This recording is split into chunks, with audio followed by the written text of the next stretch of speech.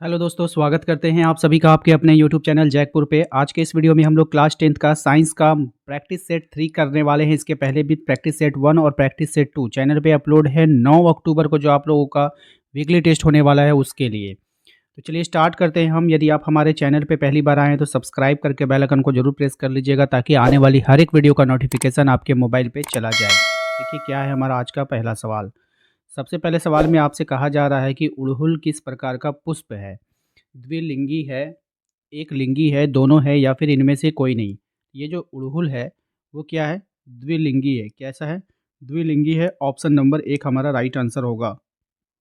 अब देखिए इसको ट्रिक से कैसे याद करेंगे। मान लीजिए यहाँ पे जो है उड़हुल लिया हुआ है, ठीक है, और द्विलिंगी है। तो आपको यहाँ पे द्विलिंगी से लिंगी हटा दीजिए। सिर्फ दो दो दो याद रखिए, आप लोग सिर्फ सिर्फ दो याद रखिए।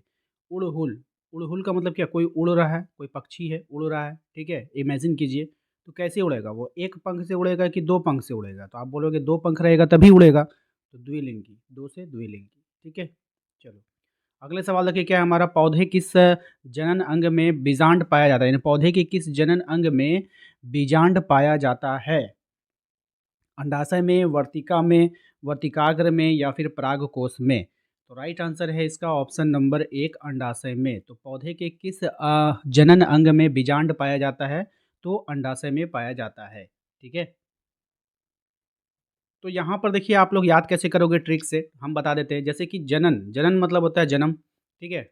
तो बीजांड एक होता है, बीजांड एक होता है आपका अंडाशय। देखिए अगर पौधा है तो पौधा तो अंडा देगा नहीं, देगा अंडा? नहीं ना देगा। तो पौधा और अंडा देगा नहीं, तो पौधा क्या करता है? बीज देता है, ठीक है। बीज से क्या होता है? पुष्प बनता है, पेड़ बनता है, फूल बनता है, ये सब होता है, यहीं से बनता है। उसी के बाद सारा चीज़ डेवलप होता है। और बहुत सारे जीव ऐसे होते हैं जो अंडे देते हैं और अंडे से फिर उनके बच्चे होते हैं। तो यहाँ से आप ध्यान देना कि पौधा और जनन और बीजांड और अंडाशय, चारों में एक रिलेशन है ना? तो इससे आप यहाँ पे ट्रिक लगा करके याद कर सकते हो और वहाँ पे डायरेक्ट आंसर आप कर पाओगे। नेक्स्ट देखिए क्या है, फ्रेमब्री, ठीक है। क्या है? फ्रेमब्री नामक संरचना कहाँ पाई जाती है? अंडाशय में, वर्तिका में, वर्तिकाग्र में, या फिर परागकोश में? तो फ्रेमब्री नामक जो संरचना है वो पाया जाता है किस में? वो पाया जाता है आपका अंडाशय में। कहाँ पाया जाता है? अंडाशय में पाया जाता है। ऑप्शन नंबर 1 हमारा राइट आंसर होगा। आप चाहो तो यहाँ पर भी ट्रिक लगा सकते हो कि फ्रेमब्री, फ्रेमब्री से आप इसको फ्रिज याद रखना, ठीक है। तो अंडे को हम लोग कहाँ पे रखते हैं बाबू? फ्रिज में रखते हैं ना, क्योंकि वो क्या हो जाता है? जल्दी ख़राब हो जाता है। तो अंडे को कहाँ रखा जाता है? फ्रिज में। आप लोग फ्रिज जब लेने जाओगे ना, तो वहाँ पे देखोगे पहले से ही अंडे रखने का एक वहाँ पे उसका स्पेस दे दिया जाता है कि आप यहाँ पे अंडे रख सकते हो, ठीक है। चलिए आगे चलते हैं। अगला सवाल है हमारा परिपक्व, है ना? क्या बोल रहा है? परिपक्व, थोड़ा-सा स्पेलिंग यहाँ पे मिस्टेक है, आप लोग इसको सही कर लेना, वो होगा लास्ट में। परिपक्व हो जाने पर अविकसित हो जाता है।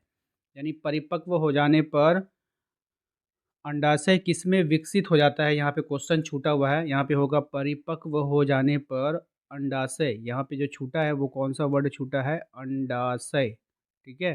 अंडाशय, परिपक्व हो जाने पर अंडाशय किसमें विकसित हो जाता है, ये आपको बताना है। तो देखिए अंडाशय जब बीज बनेगा, पुंकेसर बनेगा, स्त्रीकेसर बनेगा, ऐसा कुछ भी नहीं। जब परिपक्व होगा, जब पक गया, तो पकने के बाद जो लास्ट और अंतिम उत्पाद जो बना वो क्या बना? फल बनेगा। ऑप्शन नंबर 4, ठीक है। निम्नलिखित में से मानव में मानव मादा के जनन भाग नहीं है। यानी आपको बताना है कि इंसान, मानव कौन? इंसान, ठीक है। इसमें कौन इसका जनन भाग नहीं होता है? आपको बताना है कौन इसमें से जनन भाग नहीं है। मानव मादा में, अब देखिए यहाँ पे मानव तो बोला है, लेकिन मेल और फीमेल, लड़का और लड़की, मर्द और औरत की बात किया जा रहा है। तो यहाँ पे मानव तो हो गया इंसान, लेकिन मादा, मादा का मतलब हो गया लड़की, फीमेल यानी औरत, ठीक है। ये आपको याद रखना है। इसका जनन भाग नहीं है, यानी इसका जनन भाग नहीं होगा। इसके जो इंटरनल संरचना होती है, जहाँ से बच्चे जन्म लेते हैं, तो वहाँ पर जो है आपको बताना है कौन इसका नहीं है। जैसे अंडाशय नहीं है, या गर्भाशय नहीं है, डिंबवाहिनी नहीं है, शुक्रवाहिका नहीं है। तो यहाँ पर जो नहीं है वो बताना है शुक्रवाहिका, ये मेल में पाया जाता है, ठीक है। याद रखिएगा, ये जो शुक्रवाहिका है ये कहाँ पाया जाता है?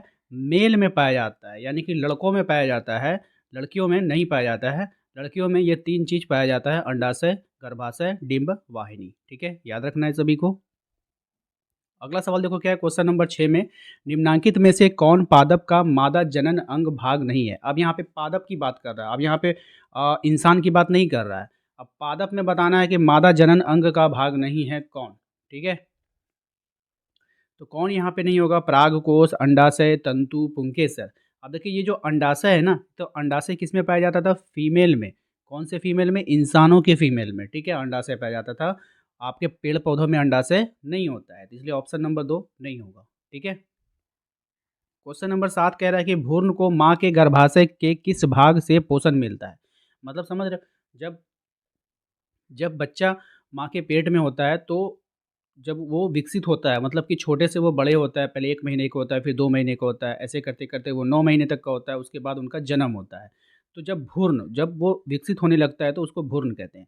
तो उसको पोषण कहाँ से मिलता है? मतलब वो खाता कैसे है, पीता कैसे है, साँस कैसे लेता है, उसका ब्लड कैसे बनता है, कैसे-कैसे वो विकसित होता है? तो कुल मिलाकर उसका पोषण जो हो गया, वो कहाँ से मिलता है उसको, ये आपको बताना है। प्लेसेंटा से, डिंब वाहिनी से, यहाँ पे स्पेलिंग गलत है, ठीक है? और ग्रीवा से या फिर अंडाशय से। बताइए, तो राइट आंसर हो जाएगा प्लेसेंटा, ऑप्शन नंबर 1। कहाँ से मिलता है? प्लेसेंटा से मिलता है, ठीक है ना? तो भ्रूण को माँ के गर्भाशय के किस भाग से पोषण मिलेगा? तो प्लेसेंटा से मिलेगा, ठीक है? यहाँ पर आप ध्यान में लगा सकोगे पोषण, प से पोषण, प से प्लेसेंटा, ठीक है? इसको आप लोग ट्रिक से याद रखना, ठीक है ना? देख लेना। अगला सवाल देखो क्या है, कह रहा है कि पदार्थ ABCD में पीएच मान 2, 4, 7, 14 है, ये पदार्थ में कौन क्षारक है? अब देखिए क्षार बताना है, तो आप यहाँ पर ध्यान से अगर आप देखोगे, अगर इसको आप गौर से, तो यहाँ पे ए का जो ये वाला हो गया, बी का कौन हो गया? ये हो गया, ठीक है 4, सी का कौन हो जाएगा? 7 और डी का कौन हो जाएगा? 14। तो आपको पता है कि 7 के नीचे जो होता है, ये जो 7 है वो क्या होता है? उदासीन हो जाता है। इसके नीचे जो रहेगा वो अम्ल हो जाएगा और इसके ऊपर जो जाएगा वो क्षार हो जाएगा। लेकिन यहाँ पर 7 तक तो ठीक है, यहाँ पे 14 एक ऐसा है जो क्या है? क्षारक है, ठीक है ना? बात समझ रहे हो? 14 एक ऐसा पदार्थ है जो क्षारक है, क्षारक का भी स्पेलिंग यहाँ पे गलत है, ठीक है? यहाँ पे आप लोग सही कर लेना, क्षारक है। तो ये ऑप्शन नंबर डी हो 4 हो जाएगा, यानी कि डी जो है आपका क्या हो गया? क्षारक हो जाएगा। फिर से देखो क्या है, अगला सवाल में आपसे कह रहा है कि पदार्थ ABCD का पीएच मान 2, 4, 7, 14 है, ये पदार्थ में कौन अम्ल है? अब देखिए यहाँ पे अम्ल बताना है, ठीक है? कौन यहाँ पर क्या है? अम्ल है, आपको बताना है, ठीक है? तो यहाँ पर अगर आप देखोगे तो यहाँ पे देखो 14 क्षारक हो गया, 7 आपका न्यूट्रल हो गया, उदासीन हो गया, 2 और 4 दोनों अम्ल हो गया। यहाँ पे या तो टाइपिंग मिस्टेक है या नहीं तो ऑप्शन गलत है, ठीक है? मैं आपको समझा दे रहा हूँ। 7 के नीचे जो रहता है वो क्या होता है? अम्ल होता है। तो यहाँ पे दोनों नहीं रहना चाहिए, कोई एक रहना चाहिए। मेरे अनुसार जो बुक में जो क्वेश्चन था, वहाँ था आपका 2, 7, 10 और 14। इसी में से आपको पूछा गया था कौन इसमें अम्ल है। तो हम यहाँ पे आसानी से बता सकते थे कि 14 आपका क्षारक हो गया, 10 भी आपका क्षारक हो जाएगा, 7 आपका न्यूट्रल हो जाएगा, तो 2 आपका क्या हो जाएगा? अम्ल हो जाएगा। इसी प्रकार ऑप्शन नंबर ए। तो यहाँ पर जो वैल्यू है आप उसको रिप्लेस कर लेना, ठीक है? कह रहा दिया गया चित्र क्या दर्शाता है? यहाँ पर एक फ़ोटो दिया गया है, आपको बताना है कि ये क्या दर्शा रहा है। फ़ोटो को देख लीजिए। जल की बर्बादी को रोका जाए, बाद अम्ल साफ वाले बर्तन में लगा चेतावनी है, धूम से बचा भोजन करें। तो यहाँ पे देखिए क्या है, ठीक है? यहाँ पे भी स्पेलिंग हम मुझे लगता है ये गलत है, यहाँ पे सांद्र होना चाहिए, ठीक है? सांद्र अम्ल, ठीक है? सांद्र अम्ल क्षारक वाले बर्तन, साफ़ नहीं होगा, क्षारक होगा। टाइपिंग थोड़ा मिस्टेक हो रहा है। सांद्र अम्ल क्षारक वाले बर्तन में लगा चेतावनी। सांद्र अम्ल क्षारक वाले बर्तन में लगा चेतावनी, ठीक है? इसको आप लोग देख लेना। यही हो जाएगा option number 2। Okay, question number 11 पे आइए। कह रहा है निम्नलिखित में से किस पदार्थ में लिटमस पत्र डालने पर यह लाल नहीं हो जाएगा? ठीक है? लाल नहीं हो जाएगा, यानी किस पे हम डालेंगे कि वो लाल नहीं होगा? देखिए लिटमस पत्र डालने पर ये लाल नहीं होगा, किस पदार्थ में लिटमस पत्र डालने पर लाल नहीं होगा, ये बताना है। तो ये हो जाएगा C6H12O6 पे, ठीक है? ऑप्शन नंबर 4 हो जाएगा। क्वेश्चन नंबर 12 को ध्यान से देखिए, कह रहा है जल की अनुपस्थिति में हाइड्रोक्लोरिक अम्ल अपना अम्लीय गुण प्रदर्शित नहीं करता है, क्योंकि? तो क्यों नहीं करता ये आपको बताना है। तो इसमें होगा उसमें H कह रहा उसमें H+ आयन परिस्थित ठीक है, H प्लस आयन उपस्थित होना चाहिए यहाँ पे, ठीक है। जल की अनुपस्थिति में हाइड्रोक्लोरिक अम्ल अपना अम्लीय गुण प्रदर्शित नहीं करता है क्योंकि उसमें H प्लस आयन उपस्थित होना चाहिए यहाँ पर, ठीक है, उपस्थित रहते हैं, ठीक है। उसके बाद फिर कह रहा है उसमें H ऋणायन आयन उपस्थित रहते हैं, उपस्थित नहीं रहते हैं, ठीक है, ये होगा। उसके बाद है उसमें क्लोराइड उपस्थित रहते हैं या फिर उदासीन हो जाता है, ठीक है। तो यहाँ पर मैं इसका राइट आंसर बता देता हूँ क्योंकि आप लोग भी कंफ्यूज हो रहे हो, थोड़ा सा स्पेलिंग मिस्टेक के कारण यहाँ पर हो जाएगा उसमें H प्लस आयन, ठीक है, H प्लस आयन उपस्थित नहीं रहते हैं। यहाँ पे लिख लीजिएगा H प्लस आयन उपस्थित नहीं रहते हैं, ठीक है। इसको आप लोगों को सही कर लेना है। क्वेश्चन नंबर 13 है आपका, कोई विलयन लाल लिटमस को नीला कर देता है, इसका पीएच संभवतः क्या होगा। देखिए नीला से लाल हो रहा था तो हमने आम वाला एग्जाम्पल दिया था, वो अम्ल था, लेकिन क्या हो रहा है यहाँ पे लाल से नीला हो रहा है ना, तो वो क्या होगा, क्षार होगा। क्षार क्या होता है, 7 से ऊपर होता है, तो 7 से ऊपर देखिए यहाँ पे कौन है, ऑप्शन नंबर 4। तो इसका राइट आंसर क्या हो जाएगा, ऑप्शन नंबर 4, ठीक है। क्वेश्चन नंबर 14 पे आइए, कोई विलियन नीले लिटमस को लाल कर देता है, इसका पीएच मान समझा, नीला है, देखिए नीला, और नीला से क्या हुआ, लाल।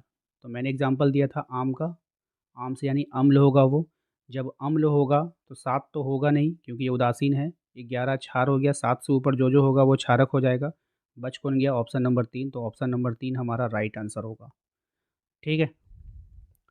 क्वेश्चन नंबर 15 पे आइए, कह रहा है कि कोई विलियन अंडे के पीसे कब, इसको देखना होगा क्या है, कोई विलेन अंडे के पीछे कवच होगा, यहाँ पे कवच से अभिक्रिया करके एक गैस उत्पन्न करता है जो दूध यहाँ पे होगा, जो चूने के पानी, ठीक है, चूने के पानी को दूधिया कर देती है। इस विलियन, ये कौन सा विलियन है आपको बताना है, ठीक है, इस विलियन में क्या होगा। तो राइट आंसर जो होगा इसका उसमें HCl हो जाएगा, ऑप्शन नंबर 2 हो जाएगा।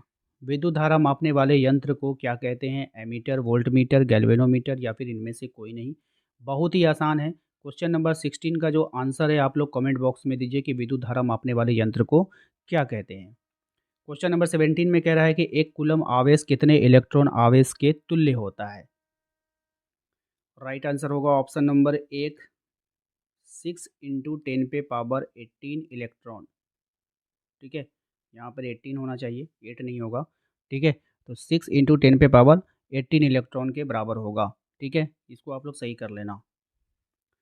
क्वेश्चन नंबर 18 पे आइए, प्रत्येक इलेक्ट्रॉन पर कितना कूलम ऋण आवेश होता है, देखिए, ठीक है, वहाँ पे आपसे पूछा था क्या, कितने इलेक्ट्रॉन पर आवेश तुल्य होता है, ठीक है, लेकिन यहाँ पे बोला है प्रत्येक इलेक्ट्रॉन पर कितना कूलम ऋण आवेश होता है, ये आपको बताना है। तो यहाँ पर राइट आंसर होगा 1.6 इंटू 10 पे पावर -19 कूलम, ऑप्शन नंबर 2 इसका राइट आंसर होगा। ये सबको रट लीजिएगा एकदम अच्छा से। क्वेश्चन नंबर 19 पे आइए, कह रहा है विद्युत परिपथ में एमीटर को किस क्रम में जोड़ा जाता है। तो विद्युत परिपथ में जो एमीटर होता है उसको श्रेणी क्रम में जोड़ते हैं, ऑप्शन नंबर 1। क्वेश्चन नंबर 20 है, विद्युत परिपथ में वोल्ट मीटर को किस क्रम में जोड़ते हैं। तो विद्युत परिपथ में वोल्ट मीटर को पांचवा क्रम में जोड़ते हैं, ठीक है, ऑप्शन नंबर 2 इसका राइट आंसर होगा। तो चलिए इन दोनों को हम ट्रिक से बता देते हैं ताकि आप लोगों को कन्फ्यूज़न ना हो सकता है कि आप एग्ज़ाम में कन्फ्यूज्ड हो जाओ, तो इसको दोनों को हम ट्रिक से बताने का कोशिश करते हैं। जैसे यहाँ पे देखिए क्या बोला है कि विद्युत परिपथ में एमीटर को किस क्रम में जोड़ता है। तो विद्युत परिपथ का मतलब आप जब भी नाम आता होगा तो आप लोग सोचते होंगे कि नहीं चलो हमारे घर में बिजली आ गई, ठीक है।